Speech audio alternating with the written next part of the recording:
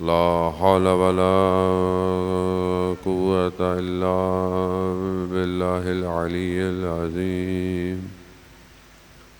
حسبنا الله ونعم الوكيل، نعم المولى ونعم النصير. أعوذ بالله من الشيطان الرجيم. بسم الله الرحمن الرحيم. الحمد لله الذي يؤمن الخائفين وينجي الصالحين ويزع المستكبرين ويهلك ملوكا ويستخلف آخرين. والصلاة والسلام على رسول ثقلين محبوب رب المشرقين والمغربين جد الحسن والحسين نبينا سيدنا بالقاسم محمد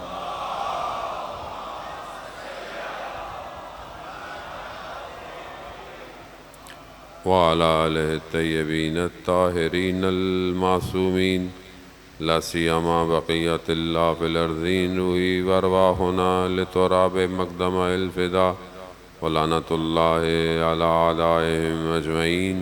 بسم الله الرحمن الرحيم. رب اشرح لي صدري ويسر لي أمري واحلل عقدة من لساني يفقهوا قولي. قال الله سبحانه وتعالى في كتاب الحكيم والقرآن المجيد. بسم الله الرحمن الرحيم. وإذا جاء نصر الله والفتح ورأيت الناس يدخلون في دين الله أفواجا فسبح بحمد ربك واستغفر إنه كان توابا. صلوات امام اللہ.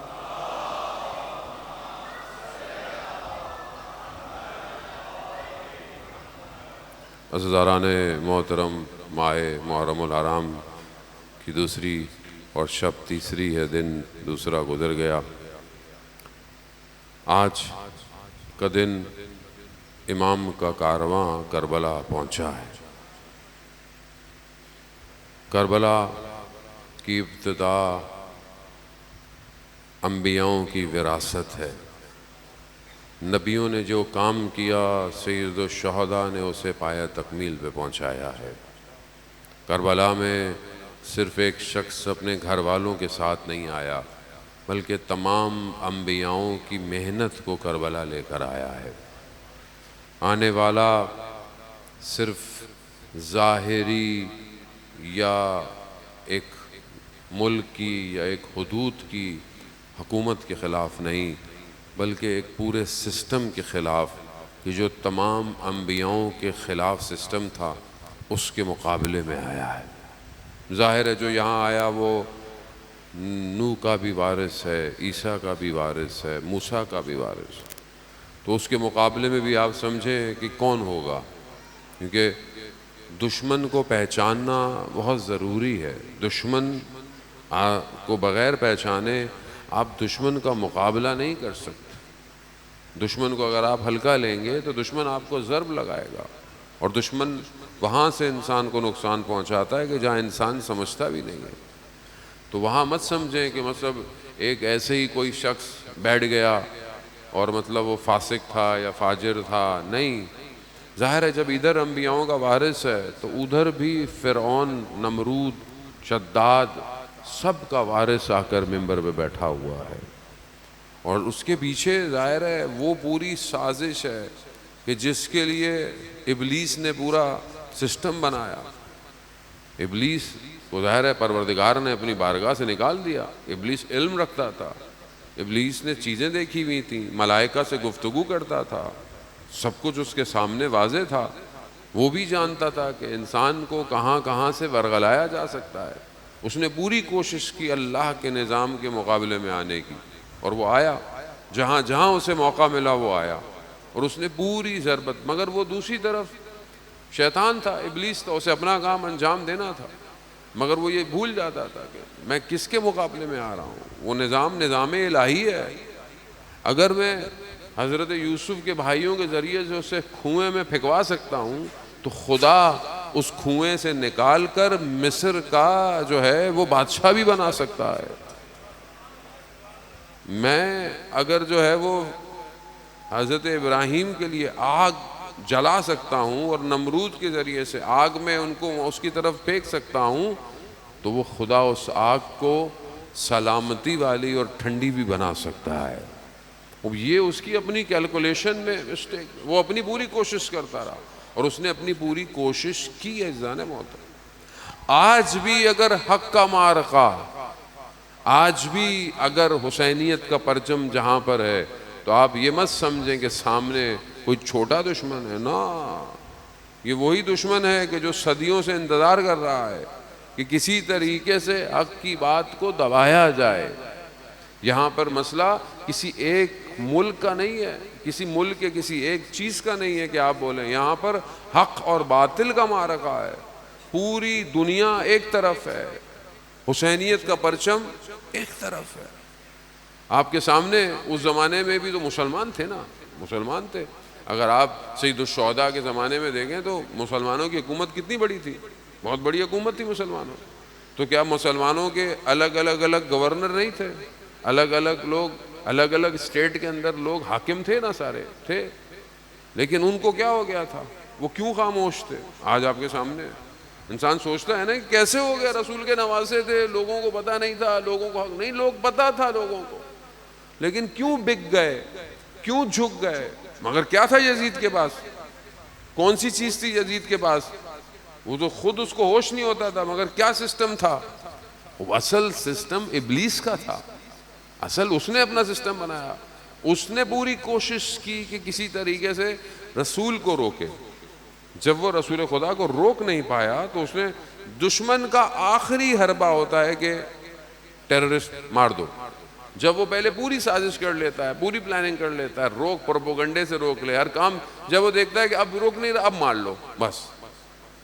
تو کفار مکہ نے پوری کوشش کی رسول خدا کو روکے، پہلے ڈرایا، پھر لالچ دی، پھر ان کو یہ کہا کہ مثلا ہم تمہیں حکومت دیتے ہیں، ہم تمہیں یہ دیتے ہیں، ہم تمہیں وہ دیتے ہیں۔ انہوں نے نہیں، لا الہ الا اللہ، بس کوئی کمپرومائز، کوئی چیز نہیں ہے۔ اب یہ جب دشمن نے دیکھا کہ اب یہ رک نہیں رہا معاملہ، کیا کریں؟ وہاں ختم کرو۔ کیسے ختم کریں؟ وہ پلاننگ کس کی تھی؟ لیلۃ المبید جو تھی اس کے مقابلے میں شیطان کی پلاننگ تھی نا۔ شیطان نے آ کر کہا ان کو کہ جمع ہو جاؤ اور ایک ایک قبیلے سے سب کو جمع کرو اور رسول خدا کو ختم کر دو، ختم کر دو، معاملہ ہی ختم ہو جائے گا۔ اور یہ ان کی پلاننگ تھی، مگر ادھر اللہ کی پلاننگ تھی۔ یہ رات کی تاریکی میں رسول خدا کے گھر میں گھسے، انہوں نے کہا کہ رسول کو ختم کر دیں گے، مگر جیسے ہی انہوں نے چادر ہٹائی تو کیا دیکھا؟ اللہ نے نیا سسٹم انسٹال کر دیا، نیا سسٹم ڈپلوائے کر دیا۔ کون سا؟ ولایت کا سسٹم۔ یہ سسٹم صرف اس وقت کے لیے نہیں تھا، یہ سسٹم آج تک کے لیے تھا۔ یہی آج سسٹم ہے ولایت علی ابن ابی طالب کا۔ آج جس کے پاس ولایت ہے وہی کھڑا ہوا ہے، آپ کے سامنے ہے۔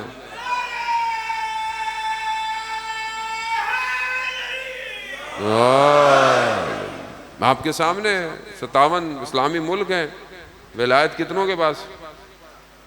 ملک کی سطح پہ، ویسے تو مومن تو ہر جگہ ہی ہیں، ولائی بھی علی، مولائی بھی ہر جگہ ہیں، سب الگ جگہ ہیں، ہر جگہ ہیں، ایسا نہیں ہے، لیکن سسٹم کس کے پاس ہے؟ سسٹم جس کے پاس ہے، سسٹم بچاتا ہے۔ یاد رکھیے گا، بغیر نظام کے نہیں بچ سکتا کوئی۔ نظام سے مشکل ہے، شخص سے مشکل نہیں تھی لوگوں کو۔ کیوں ہر دور کے امام کو کبھی زندان میں ڈال دیا، کبھی اپنے نظر بند کر لیا، کبھی اپنے قریب لے آئے؟ کیوں؟ 7 سال کے امام تقی علیہ السلام ہے، 7 سال جب امامت ملی ہے۔ کیوں دشمن کو مسئلہ ہے؟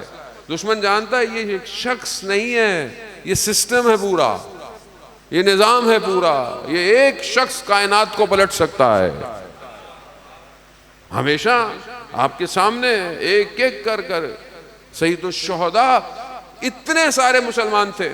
یزید نے کیوں کہا میں چند لوگوں سے بیعت چاہیے، صرف 3 لوگوں سے کہا مجھے بیعت چاہیے، باقی مجھے ضرورت ہی نہیں ہے، قوم غافل ہے، قوم بے ہوش ہے، بے ہوش پڑی ہوئی ہے، بے ہوش رہنے دو قوم کو، مجھے صرف 3 لوگوں کی بیعت چاہیے۔ اس میں سے 2 کا بھی اس نے بتا تھا لیفٹ رائٹ ہو جائیں گے، آگے پیچھے نکل جائیں گے. کیوں مدینہ کے گورنر کو اس نے میسج پہنچایا کہ اگر یہ بیعت نہ کریں تو ان کا سر جو ہے وہ جدا کروں گا. کیوں؟ ایک شخص سے کیا فرق پڑتا ہے؟ مثلا بیعت نہ کرے مدینہ میں بیٹھا رہے، کیا فرق پڑتا ہے؟ دشمن جانتا تھا حسین شخص نہیں ہے، حسین نظام ہے، حسین نظام الہی ہے، الہی نظام ہے. یہی مشکل ہے آج. 56 مسلمان، بہرحال ہمارے ملک نے تو پھر سپورٹ کی، بہت ساتھ دیا، کم از کم آواز اٹھائی، ساتھ دیا، سسٹم کا ساتھ دیا، عزت بھی ہو گئی. عزت اسی میں جانے محترم، عزت گردن جھکانے میں نہیں ہے، عزت گردن کٹوانے میں ہے. ہاتھ منا ذلہ، ویسی زندگی سے، ذلت کی زندگی سے عزت کی موت بہتر ہے. انسان 4 دن زندہ رہنے کے بجائے 1 دن زندہ رہے، عزت سے تو رہے کم از کم زندہ. ایسی زندگی کا کیا کریں گے جب ہم خدا کے بارگاہ میں کھڑیں گے کہ ہم نے جان کی خاطر، مال کی خاطر. کیا ہوا؟ جنہوں نے سید الشہداء کا ساتھ دیا آپ انہیں سلام کرتے ہیں، اور جنہوں نے امام کا ساتھ نہیں دیا ان کو آپ کیا کرتے ہیں؟ نام رہے ان کے، نشان رہے ان کے، نہیں رہے. سسٹم کو سمجھنے کی کوشش، دشمن پوری کوشش کرتا ہے. دشمن چھوٹا دشمن نہیں ہے. یہی کام دشمن نے ابھی کیا آپ کے سامنے. کسی طریقے سے وہ بھی اپنی کیلکولیشن کے حساب سے اس نے کیا سوچا کہ میں ان کو مار دوں. آج جن کے جنازے تھے وہ بڑی شخصیات تھی، باہر سردار تھے، سارے ٹاپ مینجمنٹ تھی، لیڈرشپ تھی. وہ جب رہبر چلتے تھے تو سلوٹ کرتے تھے، دائیں رہبر کی طرف، بائیں، سب اڑا دیا. پوری صف جو پیچھے کھڑی ہوتی تھی سب اڑا دی. کیا سمجھے کہ شخصیتیں مر جائیں گی، سسٹم گر جائے گا. پھر غلطی کر گیا. یہاں سسٹم شخصیات سے نہیں چلتا، یہاں نظام ولایت سے چلتا ہے. ولایت تھی، ولایت ہے. ولایت میں طاقت اتنی ہے کہ اکیلا شخص کھڑا ہو تو دنیا چلا سکتا ہے. ولایت ہے جانے والا، وہ یہ ولایت تھی. دوبارہ سے سسٹم، تم کاٹتے رہو سسٹم مضبوط ہوتا رہے گا. میں جانے محترم یہی حسینیت ہے. حسینیت کیا ہے؟ کہ بدن کٹ جائیں گے مگر اللہ کا مقصد، اللہ کا جو دین ہے وہ ختم نہیں ہونے والا، نہیں ختم ہوگا. اللہ کا وعدہ ہے جانے محترم. قرآن پڑھیں، قرآن سے انسان اپنے آپ کو تقویت حاصل. خدا کہہ رہا ہے کہ میں اپنے وارثوں کو جو ہے وہ یہ دنیا پلٹا دوں گا. وہ جو غیبت کے پردے میں انتظار کر رہا ہے کہ اللہ کا باقی ہے، وہ جب آئے گا تو کیا صدا دے گا؟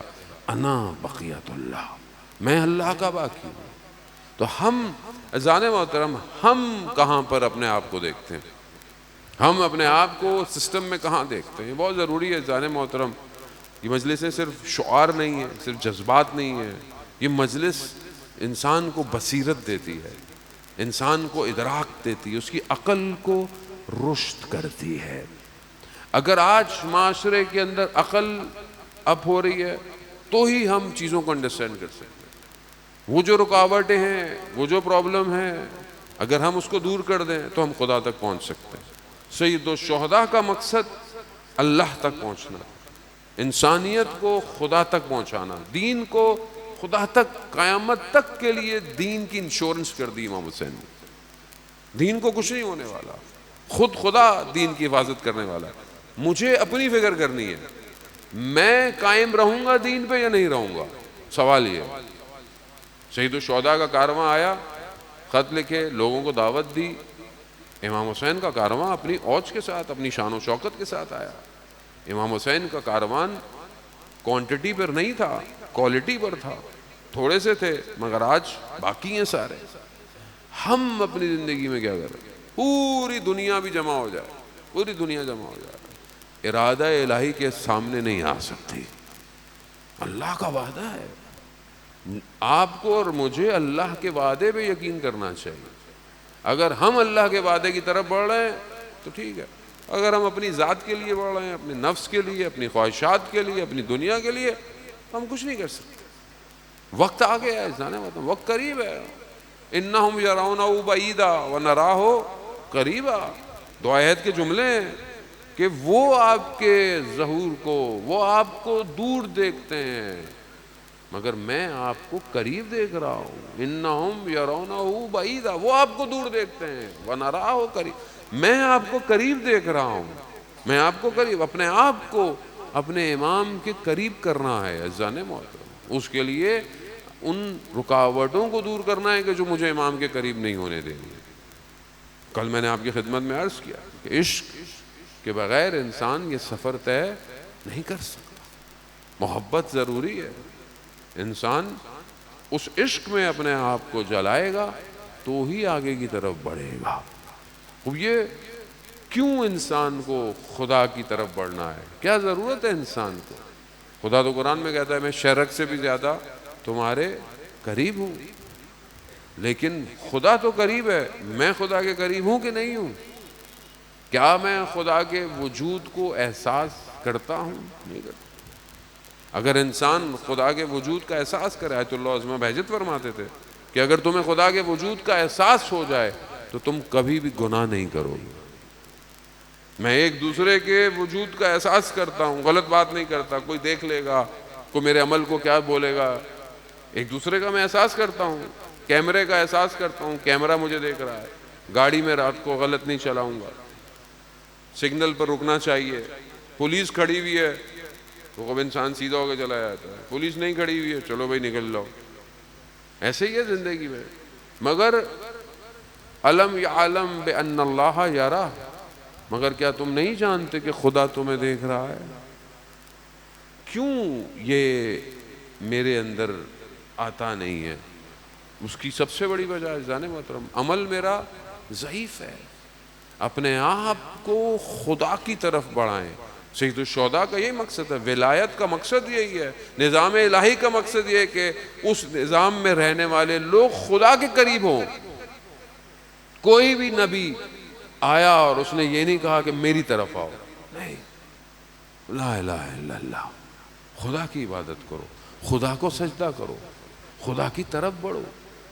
تو کیا میں اپنی زندگی میں خدا کی طرف بڑھا ہوں یا نہیں بڑھا؟ اور اکیلا انسان خدا کی طرف نہیں بڑھ سکتا جب تک معاشرہ ایسا نہ ہو۔ آپ بولے میں اکیلا نمازیں پڑھوں گا، میں اکیلے سارے کام کر لوں نا۔ اب آپ بولے میں نے مجلس میں جانا ہے، باقی مجھے کیا، باقی لوگ کچھ بھی کر، نہیں ہو سکتا۔ آپ نے لوگوں کا خیال کرنا ہے۔ آپ وہاں سے آئیں بالکل سیدھے سیدھے چلتے ہوئے آ جائیں، آپ پھر بیٹھنا ہے تو بھی آپ لوگوں کا خیال کریں۔ نہیں میں نے اکیلے مجلس سننی ہے، وہ کیسے ہو سکتا ہے آپ نے اکیلے مجلس سننی ہے؟ آپ اگر آگے بیٹھنا ہے تو آپ پہلے آئیں، وہ اصول یہی ہے، نہیں پیچھے بیٹھ جائیں۔ ہر چیز کلیکٹیو فارم میں انجام دی جائے گی، لیکن مشکل یہی ہے کہ ہم امام کا انتظار کر رہے ہیں مگر عمل میں ضعیف ہے، عمل میں کمزور ہیں۔ ہم سمجھ نہیں رہے کہ ہمیں امام کے لیے ایک سسٹم کی ضرورت ہے، ایک سسٹم بنانا ہے، ایک سسٹم ڈپلوائے کرنا ہے۔ سسٹم کیسے بنے گا؟ جب تک ہم خود سسٹمیٹک نہیں ہوں گے۔ مولا کائنات حضرت علی ابن ابی طالب علیہ السلام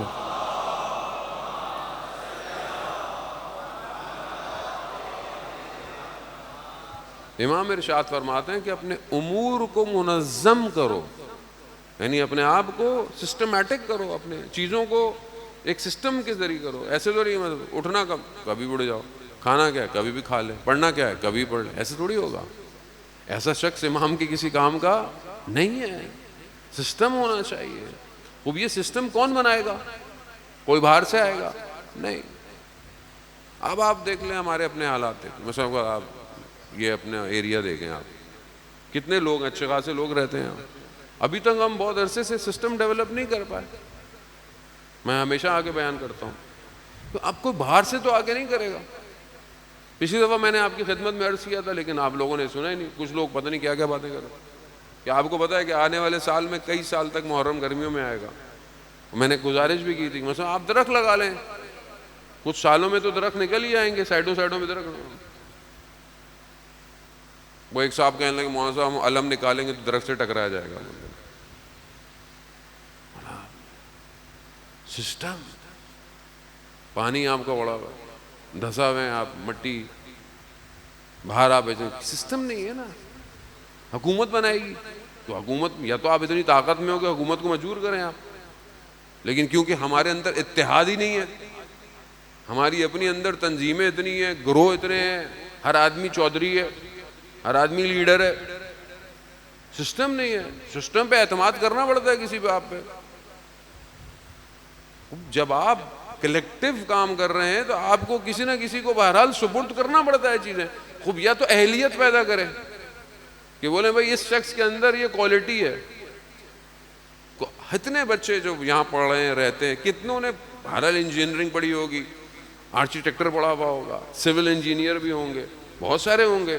تو اپنی سوسائٹی کے لیے کتنے لوگ ہیں, سٹی ڈیولپمنٹ میں کتنی پڑھائی کی ہے جو لوگ آ جائیں, مطلب سڑکیں کیسی ہوں, روڈ کیسی ہوں, ہم جو ہے تو ہے برا اس کو بہتر کر سکتے ہیں نا, اکھاڑ تو نہیں سکتے چیزوں کو. یہ سسٹم ہے جو آپ, مطلب میں خدا نخواستہ آپ کو نہیں کہا آپ ناراض ہو جائیں, نہیں, جب ہم ایک چھوٹے سے محلے کو صحیح نہیں کر سکتے اتنے سالوں سے, تو ہم امام کے لیے دنیا صحیح کریں گے کیسے کریں گے؟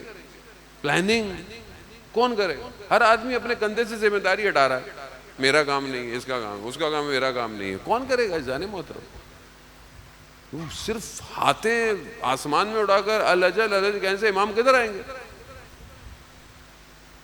مطلب آپ کیسے بلائیں گے؟ ہمارا آنا مشکل ہو رہا ہے, آپ امام کو بلائیں گے؟ ہماری تو کوئی حیثیت ہی نہیں ہے. جانے محترم سسٹم چاہیے, سسٹم کے بغیر آگے نہیں بڑھ سکتے. اور یہ سسٹم کنیکٹ ہوگا الہی سسٹم کے ساتھ. اگر آج ریولوشن اور انقلاب جو آیا, اگر انہوں نے سسٹم نہیں بنایا ہوتا تو کیا رہ سکتے تھے؟ کیا دنیا کا مقابلہ کر سکتے؟ کیا دنیا ان کے ساتھ ٹیبل پہ بیٹھ سکتی تھی؟ نہیں. کیسے؟ انہوں نے شخصیتیں نہیں بنائی, انہوں نے سسٹم بنایا. وہ کہتے ہیں ہمارے 7 بندے بھی لائن میں ختم ہو جائے نا تو پھر بھی بندے ہیں. سسٹم ہیومن جنریٹ کرتا ہے. ہمارے یہاں الٹا حساب ہے, سسٹم نہیں ہے, شخصیتیں سسٹم جنریٹ کر رہی ہیں. شخصیت ختم ہو گئی, بندہ ہی نہیں ہے, کام ہی نہیں ہے, کیونکہ کسی سے کام نہیں کیا ہم نے. وہ یہ ہمارے اوور آل المیہ یہی ہے کہ ہم سسٹم نہیں بناتے. ایک ٹرسٹ آتی ہے, امام بارگاہ میں کام ہوتا ہے, وہ چلی گئی, دوسری آ گئی, ان کی مرضی جیسے بھی دل چاہے. اس کا مطلب کیا؟ ہم نے سسٹم نہیں بنایا. اذان محترم, علی کے ماننے والے اپنے امور کو منظم کرتے ہیں, منظم کرتے ہیں.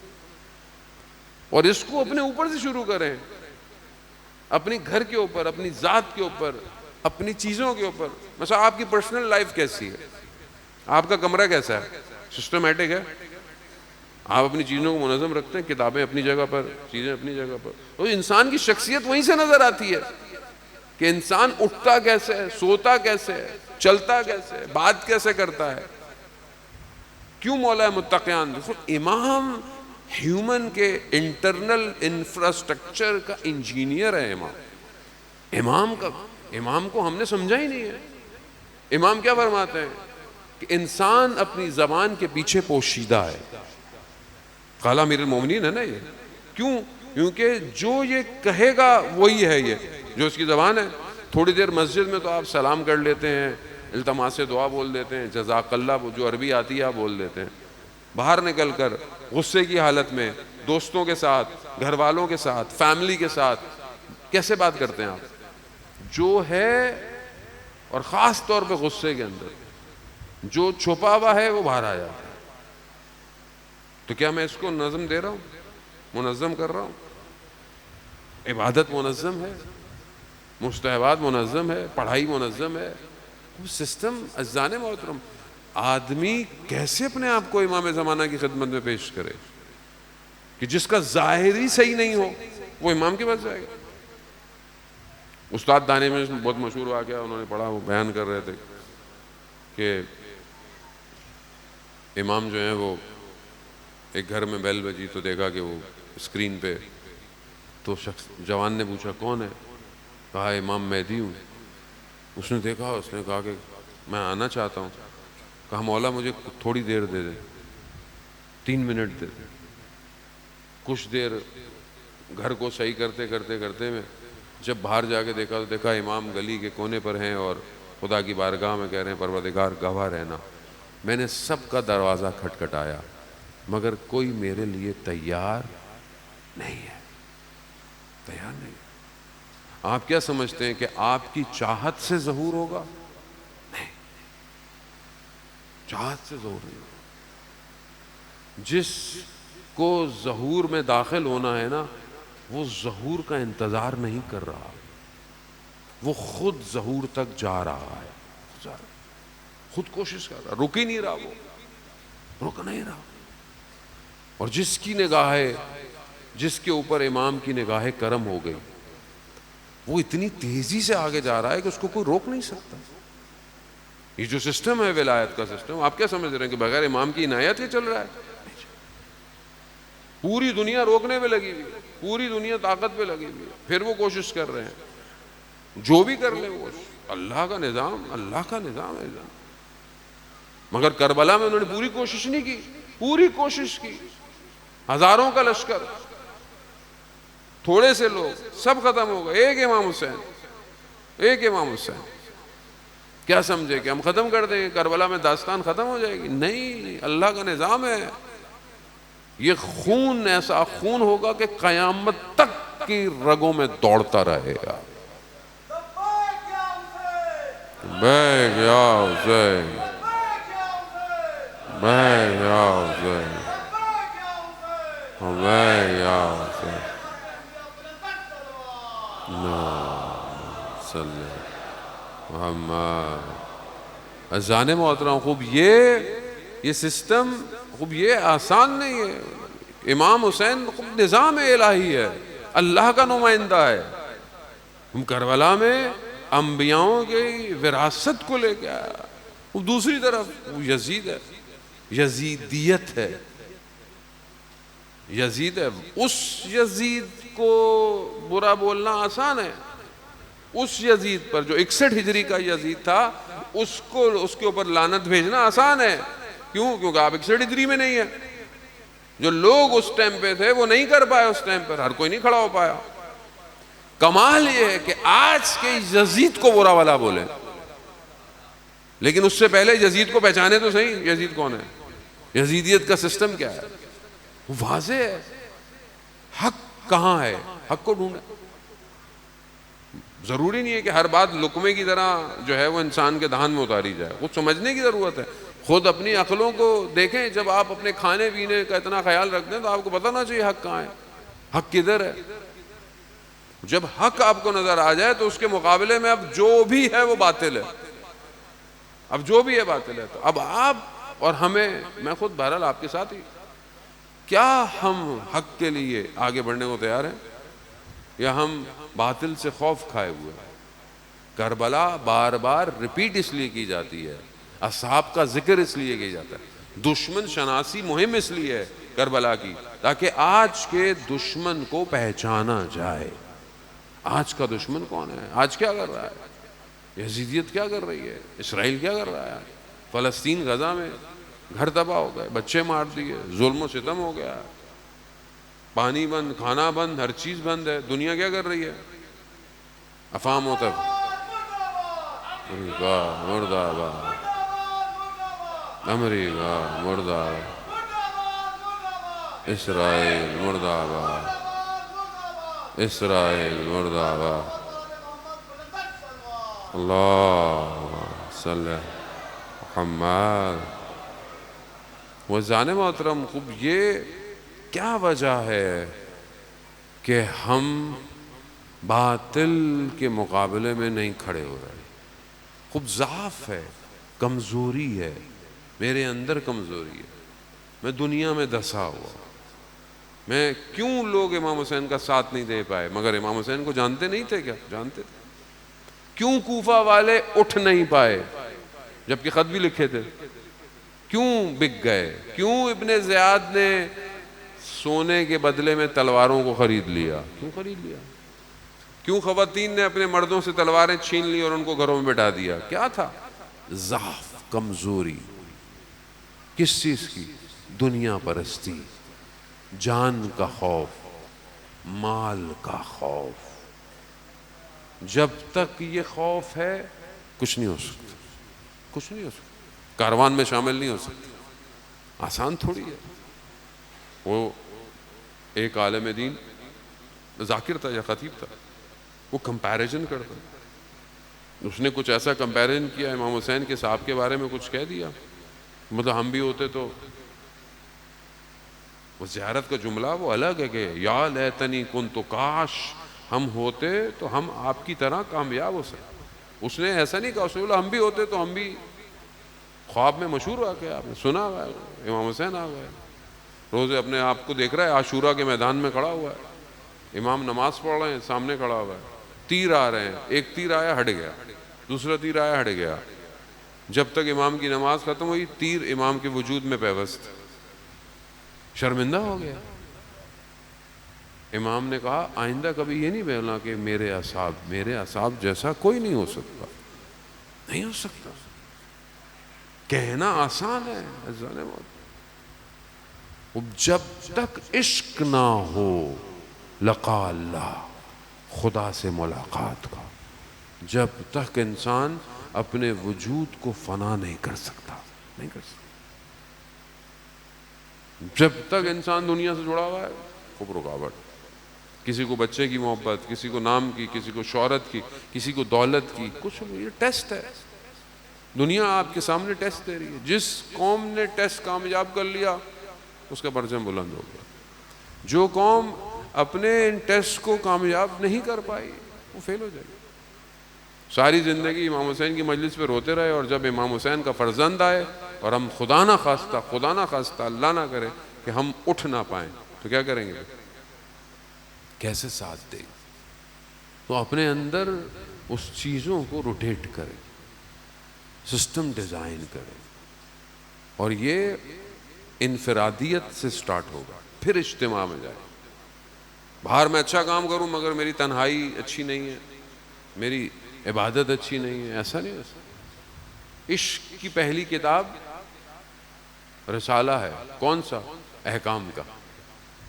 جو آدمی صحیح وضو کر سکتا ہے وہی آدمی صحیح نماز پڑھ سکتا ہے, اور جو صحیح نماز پڑھ سکتا ہے وہی پھر اگلے کام کو کر سکتا ہے. جو انسان واجبات ادا نہیں کر پائے تو وہ کہاں پر باقی کاموں کے لیے آگے نکلے گا. بعض اوقات ہم اپنی زندگی میں بہت چھوٹی چھوٹی چیزیں سمجھتے ہیں لیکن چیزیں بہت ساری ہوتی ہیں. مطلب بہت سارے لوگ اپنی زندگی میں مطلب خمس کو ہلکا سمجھتے ہیں. بس ہم کہتے ہیں مولانا صاحب ہم کہاں سے خمس دیں گے, ہم تو ہینڈ ٹو ماؤتھ ہیں. وہ ہینڈ ٹو ماؤتھ ہے, لیکن ہو سکتا ہے کہ 100 روپے بچتے ہوں آپ کے پاس سال میں. 100 روپے میں سے کتنا خمس ہے؟ 20 روپے. تو کیا 100 روپے بھی نہیں بچتے میرے پاس؟ ہو سکتا ہے بچتے ہوں, کم سے کم 10 روپے بچتے ہوں. بولے مولانا صاحب 10 روپے 20 روپے خمس مولا کو کیا فائدہ ملے گا؟ تو مشہور واقعہ نشاپور کی خاتون بی بی شتیتا کا, کہ اس زمانے میں 7ویں امام کا زمانہ ہے, لوگ خمس دیا, اس خاتون نے بھی کوئی 1 یا 2 سکے دیے خالی, شرم نہیں کی, یہی ہے میرے پاس. چلے گئے, امام کی خدمت میں پہنچا, امام نے باقی خمس سارا واپس کر دیا کیونکہ اس میں ملاوٹ تھی, اور وہ سکے جو اس خاتون نے دیے امام نے رکھ لیے. اور یہاں تک بھی بات ختم نہیں ہوئی, جب اس خاتون کا انتقال ہوا تو کفن بھی امام نے بھجوایا. تو اب یہ کیا ہے؟ اب یہ کہنے کو تو بہت چھوٹی سی بات ہے, چھوٹی بات نہیں ہے. جو 20 روپے اگر امام کا حق بنتا ہے سال میں, 20 روپے کی کوئی ویلیو نہیں ہے ظاہری طور پر, کچھ بھی نہیں آتا, لیکن بہرحال حق تو حق ہے. جو 20 روپے امام کی نہیں دے پائے وہ امام کے لیے جان دے گا, کیسے دے گا؟ کئی لوگوں سے بندہ ملتا ہے, کہتا ہے مولانا صاحب اچھا خمس ہمارا تو کیسے دیں گے؟ ہم تو لوگوں کی مدد کرتے ہیں بھائی, لوگوں کی مدد کرنا اپنی جگہ, عزاداری کرنا اپنی جگہ, خرچہ دینا اپنی جگہ, خمس اپنی, خمس واجبات میں سے ہے. واجب یا عزیزان محترم, خوب یہ بہت ضروری ہے. یہ ایک مثال میں آپ کو دے رہا ہوں. بہرحال اس طرح اور بہت ساری چیزیں انسان کی زندگی کے اندر ہیں. خوب یہ سٹیپ بائی سٹیپ سوسائٹی تشکیل میں آتی ہے, سٹیپ بائی سٹیپ. تو یہ انسان اپنی واجبات سے شروع کرتا، پھر انسان مستحبات پہ آتا ہے، پھر اس کے بعد آگے کی طرف بڑھتا ہے۔ مثال کے طور پر مطلب آپ کے محلے کے اندر، آپ کی فیملی کے اندر لوگ ضرورت مند ہیں، ان کو فائنینشلی ہیلپ چاہیے یا ان کو کوئی اور ہیلپ چاہیے، اور آپ باہر بیٹھے ہوئے بہت سارے کاموں میں چندہ دے رہے ہو، تو اصل قبول نہیں ہے۔ آپ پہلے اپنے اطراف کو تو بہتر کریں، آپ اپنے اطراف کو پہلی چیزیں دیں، بہت ضروری ہے۔ بغیر سوسائٹی کے ہم امام تک نہیں پہنچ سکتے اذان موت۔ اب اس کے لیے انسان کو اپنے وجود سے، اپنے گھر سے شروع کرنا پڑے گا۔ حدیث و روایات سوسائٹی کی فارمیشن کے لیے بہت ضروری ہے۔ امام حسین علیہ السلام ارشاد فرماتے ہیں،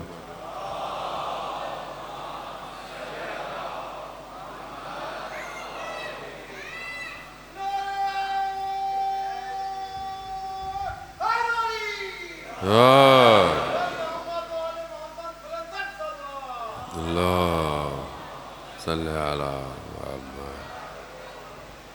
اذان محترم، خوب امام حسین علیہ السلام ارشاد فرماتے ہیں، خوب یہ سوسائٹی کی فارمیشن کے لیے امام کا قول ہے کہ جب تم اپنے گھر سے باہر نکلو اور کسی سے بھی ملو، اس کو اپنے آپ سے بہتر سمجھو۔ اب آپ دیکھیں، اگر ہم ایسا کریں کہ ہم اپنے گھر سے باہر نکلیں اور ہمیں جو بھی نظر آئے یا جو بھی ملے اور اس کو ہم سمجھیں کہ یہ ہم سے بہتر ہے، معاشرہ اچھا ہوگا کہ غلط ہوگا؟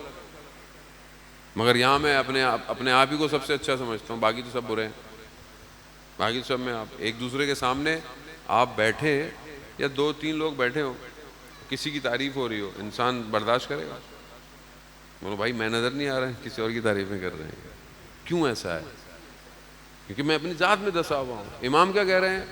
کسی سے بھی ملو تو اس کو اپنے آپ سے برتر سمجھو، کسی سے بھی ملو۔ امام رضا علیہ السلام، اللہم صلی علی محمد، امام رضا کی حدیث جو عقل سالم کی نشانیاں ہیں، اس میں سے 10ویں نشانیاں، بہت ساری نشانیاں ہیں، سب کلیکٹیو ہیں، 10ویں نشانی بھی یہی ہے کہ جس سے بھی ملو، جس کو دیکھو، اس کو اپنے آپ سے برتر سمجھو۔ کیسی سوسائٹی ٹھیک ہو جائے گی؟ مگر یہاں معاشرے کے اندر دیکھیں پریکٹیکل ہے کہ یہاں تو دوست ایسی ہے، رشتہ دار ایسی ہے، بہن بھائی ایسی ہے، کیوں؟ کیسے معاشرہ ڈیزائن ہوگا؟ ایک کال پہ تو عمل نہیں ہو پا رہا، ایک کال پہ امام کے ہم عمل کرنا سخت ہے۔ میں یہ نہیں کہتا کہ آپ نہیں کرتے ہوں گے، یقیناً، لیکن کریں اس کو، پازیٹیو انرجی کو پروڈیوس کریں سوسائٹی کے اندر، نیگیٹیوٹی کو کم کریں، مایوسی کو گرائیں۔ کچھ نہیں ہو سکتا، کچھ نہیں ہو سکتا، ہمارے ملک میں کچھ نہیں کیوں نہیں ہو سکتا کچھ؟ بھائی آپ کا اپنا ملک ہے، آپ کا اپنا سب کچھ ہے۔ آپ اگر چاہیں تو خدا اسباب پیدا کر سکتا ہے۔ جب جو میں سوچوں، خدا وہی چیزوں کے اسباب کو تو پیدا کرتا ہے میرے لیے۔ اگر آپ پازیٹیو سوچیں گے تو اسباب بھی پازیٹیو شروع ہو جائیں گے، اور آپ نیگیٹو سوچیں گے تو نیگیٹو ہوگا۔ میں جاؤں گا پانی میں گر جاؤں گا، نیگیٹو سوچ رہا ہے، گر ہی جائیں گے آپ، جائیں گے اور کیا ہوگا جب آپ نیگیٹو سوچ رہے ہیں؟ بدگمان ہے نا آپ۔ لیکن اگر انسان پازیٹیو ہے، یہ پازیٹیوٹی سوسائٹی کی فارمیشن کے لیے بہت ضروری ہے۔ آج ہم سب نیگیٹو ہوئے ہیں، ایک دوسرے کو نیگیٹو دیکھتے ہیں، ایک دوسرے کے لیے نیگیٹو سوچتے ہیں، ہر وقت کوشش میں ہوتے ہیں کہ کوئی کسی کی برائی پکڑ لیں ہم لوگ، اور خاص طور پہ ان ایام میں، محرم میں، تو مولاناؤں کی برائی پکڑ لو، ذاکرین کی برائی پکڑ لو، نوا خانوں کو تو چھوڑنا ہی نہیں ہے ہم نے کسی طریقے سے، وہ تو ہم نے لیا ہوا ہے خوب جانے وقت۔ جب ہم نیگیٹو سوچیں گے تو سوسائٹی کیسے فارم ہوگی؟ میں یہ نہیں کہہ رہا کہ اگر کوئی غلط کر رہا ہے یا کوئی بہت ہی کوئی غلط کسی نے کر دیا تو آپ اس پہ بات نہ کریں، نہ بات کریں، لیکن اس کا بھی طریقہ ہے۔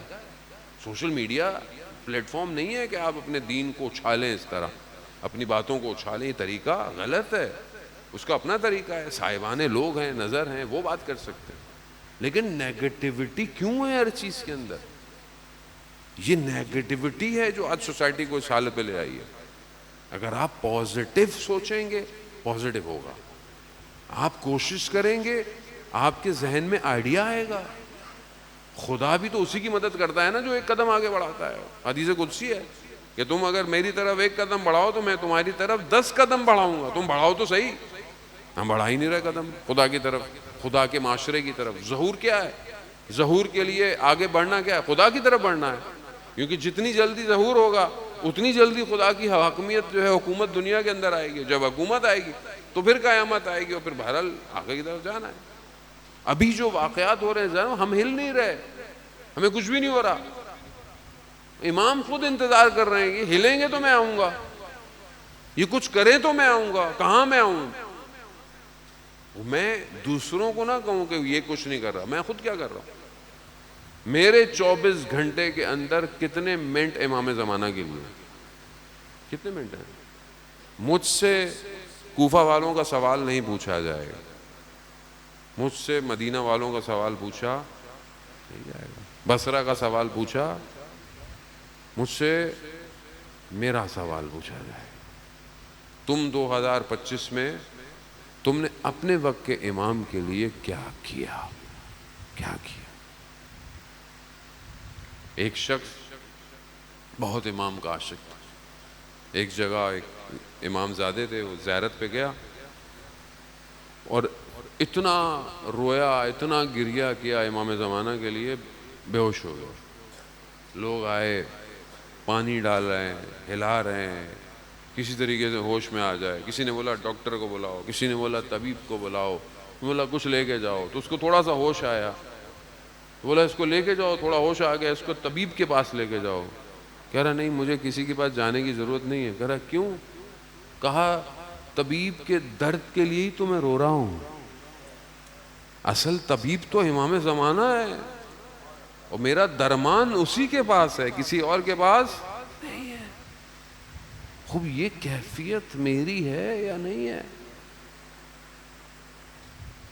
متا ترانا و نراق, کب آپ ہمیں دیکھیں گے اور کب ہم آپ کو دیکھیں گے, بہت ضروری ہے. یہ اضطراب ضروری ہے. یہ اضطراب ہوگا تو معاملہ آگے بڑھے گا. میں مجلس میں ہوں, اہل اجل ہے, مجلس سے باہر ہوں, اپنی زندگی ہے, صبح شام ہے, مجھے کوئی پریشانی نہیں ہے, مجھے کوئی اضطراب نہیں ہے, میرے اندر بے چینی نہیں ہے. امام نہیں آ رہے, بے چینی نہیں ہے. کیسے آئیں گے؟ کہاں آئیں گے؟ جس کو بے چینی ہے وہ تڑپتا ہے, تڑپتا. آپ دیکھیں کہ بہرحال یہ ایام جو ہیں ان ہستیوں کے لیے جو بہرحال اصحاب امام حسین کے ایام ہے, کیسی تڑپ تھی ان کے اندر. آپ سنتے رہ رہے ہیں واقعات. مصائب آنے والے دن ہے کہ بعض لوگوں کو خط ملے, کتنا تڑپ رہے تھے. حبیب کو جب خط ملا ہے کتنا تڑپے. جب احساس ہو گیا تڑپ پیدا ہو گئی. اذان موت, روز عاشور ظہر کے وقت ایک شخص امام کی خدمت میں آیا اور امام سے کہا مولا وقت کا, نماز کا وقت ہو گیا. امام تھوڑی دیر رکے, تھوڑی دیر کے بعد امام نے اسے کہا کہ ہاں اب نماز کا وقت ہو گیا ہے. نماز کے عشق میں تھوڑا پہلے آ گیا امام کے پاس, تھوڑا جلدی آ گیا. امام جانتے ہیں سیکنڈ کے بھی ملی سیکنڈ میں کہ نماز کا اول وقت کب ہے. ہاں ٹھیک ہے, ان کو بولو کہ جنگ بند کریں, ہم نماز پڑھتے ہیں. مگر وہ کہاں وہ جنگ بند کرنے والی قوم تھی. تو حبیب ابن مظاہر نے بولا کہ ہم کچھ لوگ فقیہ تھے, جانتے تھے, کچھ لوگ لڑیں, کچھ لوگ نماز پڑھیں, پھر اس کے بعد جو بچ جائیں وہ نماز پڑھیں, باقی لوگ لڑیں. کو امام نے نماز کو قائم کیا. ادھر سے سعید ہے, زہیر ابن کین ہے, انہوں نے اپنے وجود کو امام کے سامنے پیش کیا.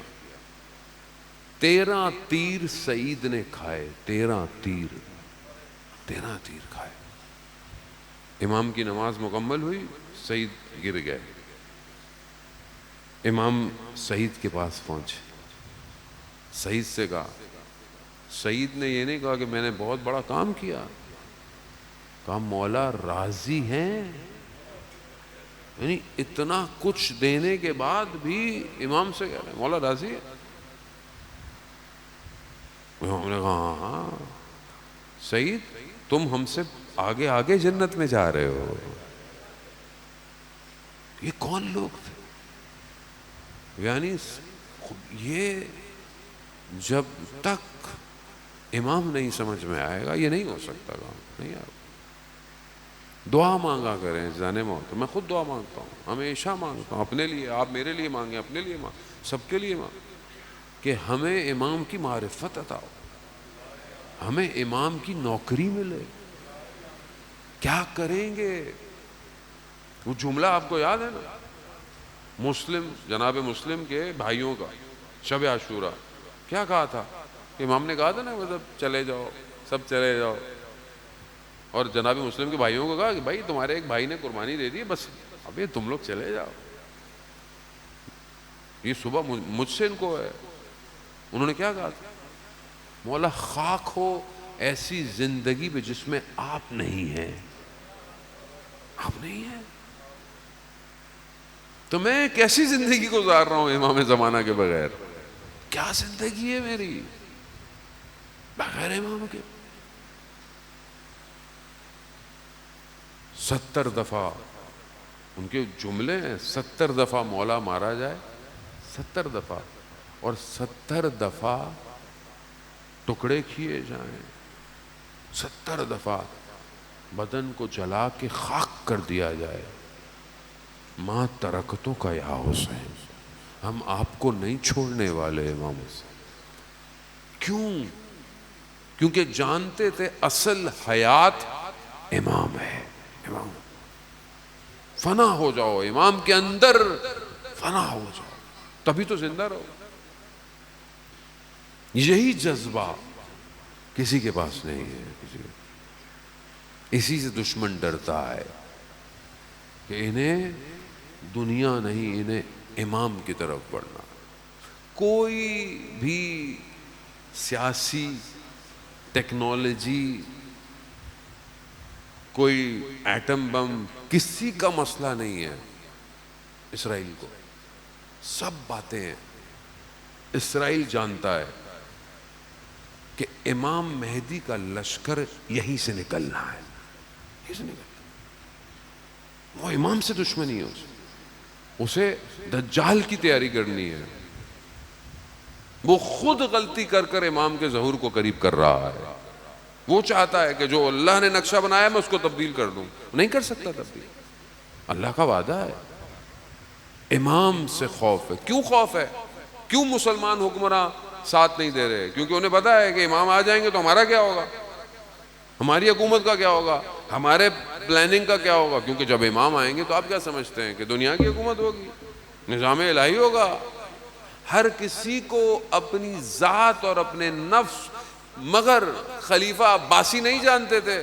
مشہور واقعہ ہے عزیزان محترم, ہارون رشید 7ویں امام آئے, خلیفہ کھڑا ہو گیا اپنی جگہ پہ, بیٹھایا اپنی جگہ پہ, احترام کیا, ہدیہ دیا. جب امام جانے لگے بیٹے نے کہا تو اگر آپ ان کے مقام اور جائے گا کے قائل ہیں تو ان کو ان کا مقام دے کیوں نہیں دیتے؟ کہا اگر حکومت کے معاملے میں تم بھی آئے تو تمہیں بھی مار دوں گا. خوب یہ نا دنیا عزیزان موت. مگر اس دنیا میں یاد رکھ, در اگر کوئی بچا سکتا ہے تو در سیدہ ہے, اور کچھ نہیں.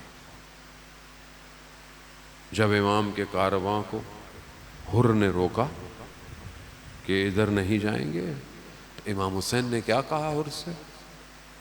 حر تیری اعضاء میں, تیری ماں تیرے اعضاء میں بیٹھے. مگر حر نے امام حسین کو جواب نہیں دیا. کہا اگر کوئی اور ہوتا تو میں جواب, مگر آپ کی والدہ کا احترام ایسا ہے, بس یہ ایک احترام حر کو بچا گیا. شب عاشور حر ٹہل رہے. شخص نے پوچھا کیا ہوا؟ کہا قرار نہیں ہے کہ صبح جنگ ہو. کہا حر تم جنگ سے ڈرتے ہو؟ تم تو کوفہ کے شجاع ترین شخص ہو، کوئی ہم سے پوچھے ہم تو تمہارا نام لیتے تھے۔ کہا نہیں، میں اپنے آپ کو جنت اور جہنم کے درمیان دیکھ رہا۔ صبح ہوتی ہے اور اپنے بیٹے کو ساتھ لیتے ہیں، ہاتھوں میں رسیاں باندھتے ہیں اور امام کے پاس لے کر آتے ہیں۔ جناب علی اکبر جب دیکھتے ہیں کہتے ہیں بابا حر آیا ہے۔ گویا امام حر کا انتظار کر رہے تھے۔ کہا بیٹا لے آؤ۔ حر آئے امام کی خدمت میں، معذرت معافی مانگ، مجھ سے غلطی ہو گئی، مجھے معاف کرو۔ کوئی بات نہیں۔ اللہ حسین، امام حسین کریم ہے جنت۔ ہم ایک دوسرے پہ انگلیاں اٹھاتے ہیں، فلانا شخص مجلس کے آخر میں آتا ہے، فلانا صرف ماتم کرنے آتا ہے، فلانا صرف نیاز کھانے آتا ہے۔ میرا آپ کا معاملہ ہی نہیں ہے، حسین کا معاملہ ہے۔ جو جیسے آتا ہے آنے دے، کچھ بھی نہیں ہوتا۔ ہم نے کیا دینا ہے کسی کو؟ حسین بادشاہ ہے، حسین ہے، امام حسین کریم ہے۔ حر کو گلے لگایا۔ حر نے کہا مولا مجھے اجازت؟ بیٹھنا چاہیے، مہمان آیا ہے، کچھ دینا چاہیے۔ کیا دے؟ خیموں میں پانی نہیں ہے، مہمان کو کیا پلایا جائے؟ حر نے اجازت طلب کی، کہا میں شہزادیوں سے معافی مانگ لوں گا۔ خیموں کے باہر آئے، ان کی خدمت میں کہا بنت علی روز محشر اپنی والدہ کی بارگاہ میں میری شکایت مت کیجیے گا۔ کاش میرے ہاتھ ٹوٹ جاتے، جو میں نے کیا وہ میں نہ کرتا۔ خاک کو اٹھایا اپنے سروں پہ ڈالا، کوہرام مچ گیا خیموں میں، واہ محمد آ۔ بس حر آئے، حر جانے لگے، اپنے بیٹے کو پہلے بھیجا۔ بیٹا گیا، لڑا، گر گیا زخمی ہو کر، شہادت کے درجے پہ فائز ہوا۔ امام حسین پہنچ گئے۔ امام حسین نے حر سے کیا کہا؟ حر بیٹے کے لاشے بوڑھا باپ نہیں آتا۔ اللہ، پہنچ گئے آپ۔ حر جوان بیٹے کے لاشے پر باپ، کاش حضرت حر آپ دیکھتے، بیٹا نہیں بیٹوں کے بدن پر